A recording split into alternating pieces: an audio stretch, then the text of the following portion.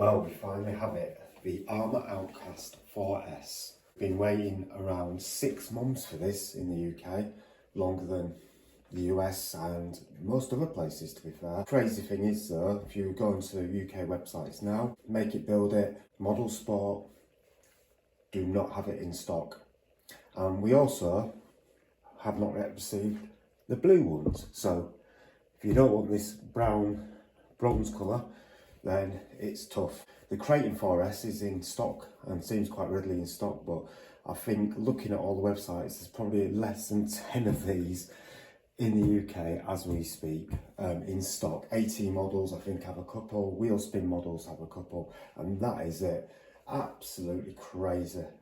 We've got it, we're going to unbox it, we're going to have a look at it, we're going to see if they have fixed those initial issues, what people were having, and then in the next video we're going to give it a blast. But yeah, let's get this unboxed.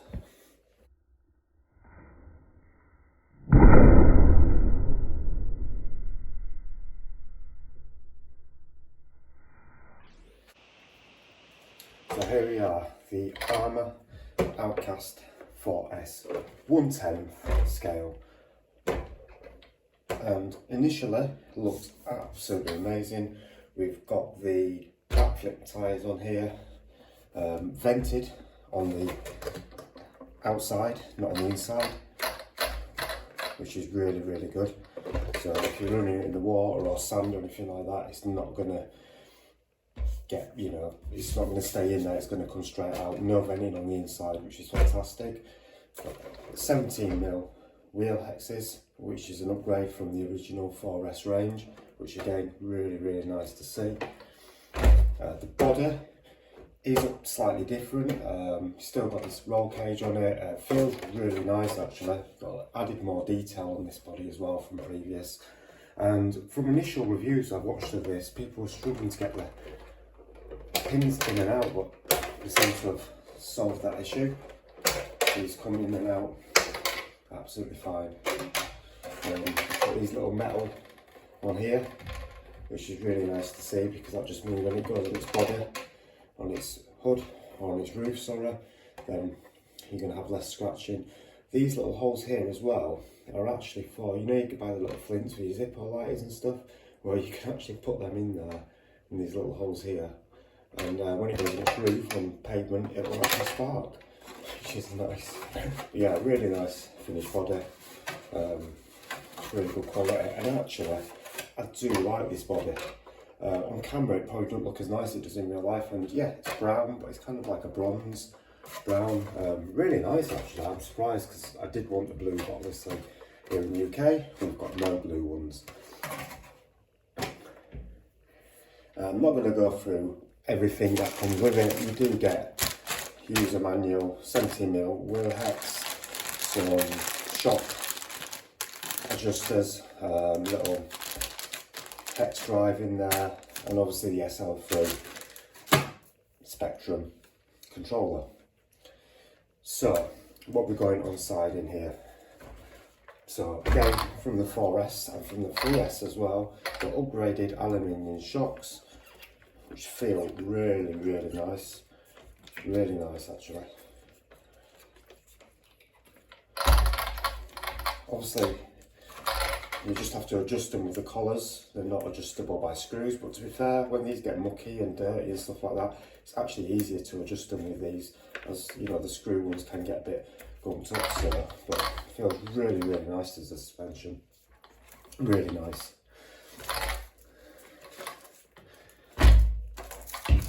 Feels really actually good. Feels pretty solid, to be fair. And the size of this is actually, say it's a 1/10, I'd say it's more of a 1/8 scale, to be totally honest with you. It's like a 1/8 truggy size to me. A lot bigger than a normal 1/10 anyway. Absolutely, definitely. You've got adjustable turnbuckles all the way around, and these do look like they've been beefed up a little bit as well from the previous version, from the VS version as well. But yeah, adjustable turnbuckles. And then you've got upgraded dray chains as well. So the composite in the middle, and you've got metal to metal. And this is a bit I really wanted to check, because with the original version, what a lot of the reviewers got, there was issues right here, if you can see or not, with these popping out. What actually holds a drivetrain in there, they had to change these over, and it looks like they've changed both front and back. And also there's a tiny little bit of plastic here as well over the top to stop this metal retainer coming out. So it does look like they've actually fixed that, which is really good, but we shall see when we're running it, won't we? And we've got a rubber wheelie bar, rubber wheels, quite high up, which is good because you've got a lot of impact space there as well. So if you do land it badly, you've got your bumper, your wheelie bar and your wing all together, so that feels pretty solid as well. You've also got these screws on top of the wing, just prevent your wing from deteriorating too much. Rear suspension the same as the front. You've got the chassis stiffener here, which hopefully will prevent any kind of breakages or anything like that, but this is actually designed when you actually crash, or it's designed to have some flex. If you can see that on camera or not, but that actually does move, and that's kind of a little bit of rubber in there, and you can adjust this to make this tighter or slacker, but there is some movement in there, so it will allow a little bit of flex, which is really good.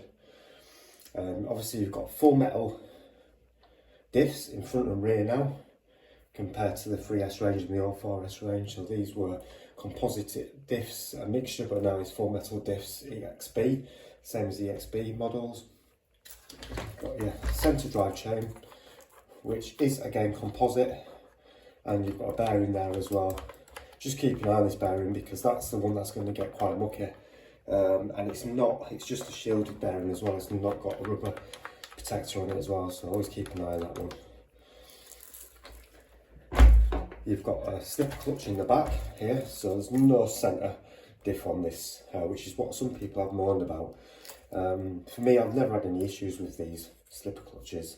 Just keep an eye on it, make sure that if you do need to tighten it down, it's dead simple. You can just pull out this drive chain quite easily and get an Allen key in there, and you can just loosen that or stiffen it as to what you want to run. I'd recommend tightening it all the way up and then a quarter loose. With the new model as well, V2, you've got the sway bars as well on front and back, which is a nice addition. And you've got them here as well. And they're already fitted, which is really good.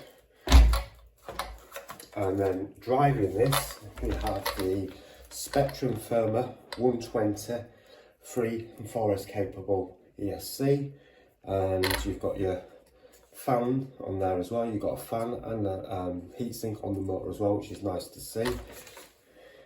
And you've got a Spectrum Firma 2400 kV motor in there as well, so it's going to give you plenty of power. They've upgraded the actual steering servo as well, and it's got metal gears on it, so that should be a lot better than the previous one as well. The only thing I don't dislike is this is it's a 4S model, but you can run 3S or 4S on it. But why give you two? I do not understand that. Most people are going to be running a single 4S or a single 3S on this rig. Not many people are going to run a dual 2S. So for me, they should have just had one. But for me, these are going to go anyway, and I'll be putting XT90s on these because that's what I run my batteries on. We also made some changes to the battery tray as well. So you've got these little hooks here, what are meant for the actual cables to go into. I'm not sure how well they'll work, but we'll see. But I'm still glad they've gone for the straps. And then you've got this here, which flicks open like that, and that's so you can enable you to get in to change your so this slides this out to get your gearbox out and your slipper clutch out, and it just goes back like that. But I have got an issue, and I'll go through the few issues that I have. But yeah, it's actually generally it's looking like a really capable and nice rig. What I've seen on videos of this so far, it does look pretty awesome. It's a stunt truck, you know, it's meant to do backflips, front flips, nice big air, and that's what I'll be doing with this. This is going to be my winter rig, and I can keep my other rigs for the summer months, but this is definitely going to be used in winter. A bit of plastic as well. Also, they've changed the body mount system as well, so they are adjustable, so you can higher or lower the body mounts, which is quite nice. I've also beefed up the arms as well. If you look at how thick these arms are now, these composite arms are very, very thick. Really, really thick actually. So shouldn't have many issues with them, hopefully. But now I'm going to tell you about a couple of the issues that I have with this. Bear with me. So the first issue is we've got a standard 4S battery here, Arrma power tank, 6200 milliamp, 4S battery, normal size, hard case. So let's put this in. Straps fits in fine, no problem at all. But look how much room there is there. Which is fair enough, just need some foam. But they don't include any foam with this model, which I think they're missing a trick there. Really need to give some foam, which I'll put in at this end here, definitely. So this is obviously designed to use their Spectrum batteries, which I'm not using their smart batteries. I don't really, not bothered about knowing my battery life on my controller and things like that. And B, they're too expensive. Really are for what I use. You know, I'm a basher. I don't want to spend a fortune on batteries. I don't want cheap ones, but I want, you know. So yeah, I'm going to have to get some foam into there, because there is no way to actually adjust where your battery sits at all. So you can't slide this, and you can't slide this either. So there's no way to adjust your battery. That's just moves to get that out, and that won't work anyway. Put that in there, won't be enough room. So yeah, that's my first issue. Either make it so you can adjust the actual battery holder, move it forward or backwards, or B, just give you some foam. You know, I'm going to put some foam here, but again, really that should be sorted as standard, I think. It's not a big issue, but for me, you know, you just want to get it out and give it a rip, and if you've got no foam or anything like that, I am not letting my battery move about that much in there. Second issue. This is quite a major issue. So, one of the things you'd like to do is, you know, take off your wheels, check everything's alright, check your bearings are alright. You know, after you first run it, you maybe want to clean your rig and you want to take your wheels off. So the tyres were on extreme, I mean, yeah, nothing wrong with being on tight, but these were on, like, I had to really put some force on to get these wheel nuts out. But I cannot, for the life of me, and if anybody's got any tips or anything like that, how to get this off, I've never had this issue before. This will not come off.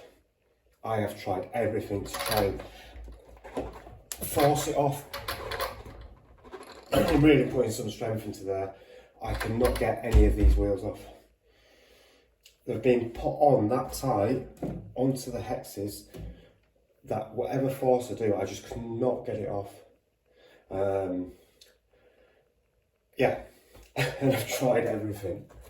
And I don't want to break anything, obviously, but I just cannot get these off. If I do it now, no, I am putting some real force into them, and they will not come off.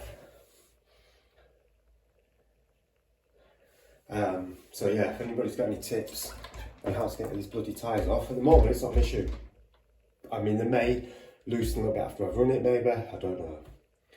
But I've never had this issue before, and I cannot get these wheels off. They will not slide off the hex. So off camera, I've just actually spent the last 10 minutes trying to get these wheels off and they will not budge. It's kind of flummoxed me. I've never ever had that issue before. They are literally on there. I mean, at least I don't have to worry about them coming off when I'm running it. But yeah, I've never had that before. So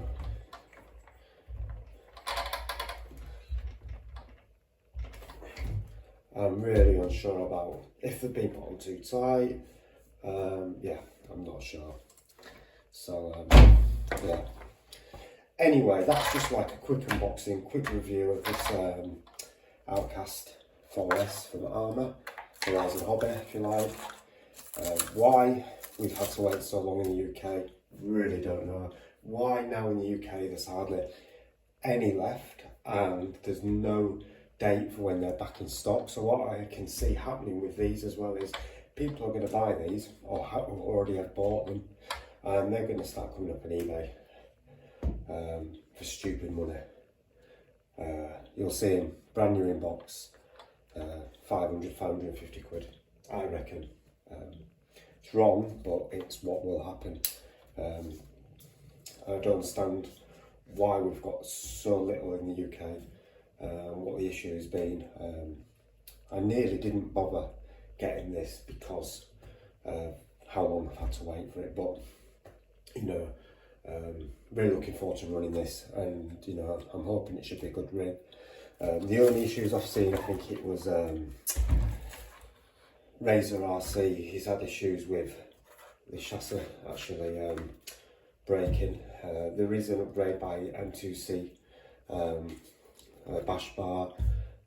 The chassis are really cheap to replace, to be fair, but he, you know, he's jumping his 20, 30, 40 feet high.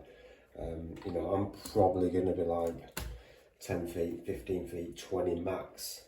So we'll see how it goes. We'll see how this composite chassis actually holds up. It doesn't feel the thickest, to be totally honest with you, but we'll see. We'll see how it actually holds up.